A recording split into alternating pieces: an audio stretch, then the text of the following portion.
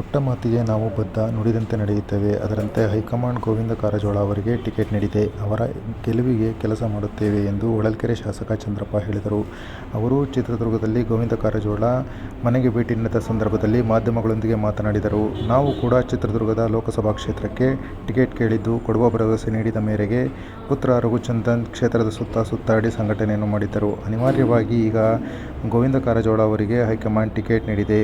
ಪಕ್ಷದ ತೀರ್ಮಾನದಂತೆ ನಾವು ನಡೆಯುತ್ತೇವೆ. ಅದಕ್ಕೆ ನಾವು ಬದ್ಧರಾಗಿರುತ್ತೇವೆ ಎಂದು ಚಂದ್ರಪ್ಪ ಹೇಳಿದರು.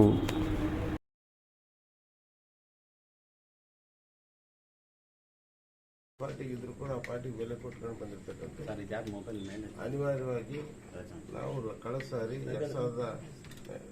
2019 ನಮ್ಮ ಮಗನ ಟಿಕೆಟ್ ಕೇಳಿದ್ವಿ. ಟಿಕೆಟ್ ಕೊಡುತ್ತೆ ಅನ್ನೋದು ಭರವಸೆ ಮೇಲೆ ನಾವು ಇವತ್ತಿನವರೆಗೂ ಓಡಾಡಿದ್ವಿ. ಇವತ್ತು ಅನಿವಾರ್ಯವಾಗಿ ಹೈಕಮಾಂಡು ಒಂದು ಸನ್ಮಾನ್ಯ ಗೋವಿಂದ ಕಾರಜೋಳ ಅವರಿಗೆ ಟಿಕೆಟ್ ಕೊಡಬೇಕಂತ ತೀರ್ಮಾನ ಮಾಡಿದ ಮೇಲೆ ಈ ದೇಶಕ್ಕೆ ಮೋದಿ ಭಾಳ ಇಂಪಾರ್ಟೆಂಟು.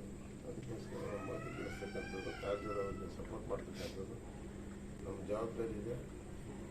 ಯಾವತ್ತೂ ಕೂಡ ಹೇಳ್ದಂಗೆ ನಡ್ಕೊಳ್ತಕ್ಕಂಥ ರೀತಿ ನೀತಿಯಲ್ಲಿ ಬಂದಿರ್ತಕ್ಕಂಥದ್ದು, ಹೇಳೋದೊಂದು ಮಾಡೋದೊಂದು ನಮ್ಮ ಜಾಯಮಾನದಲ್ಲಿ ಬಂದಿಲ್ಲ. ಏನು ವ್ಯವಸ್ಥೆ ಮಾಡಬೇಕು ಅನ್ನೋದ್ರ ಬಗ್ಗೆ ನಾವು ತೀರ್ಮಾನ ಮಾಡ್ತೀವಿ.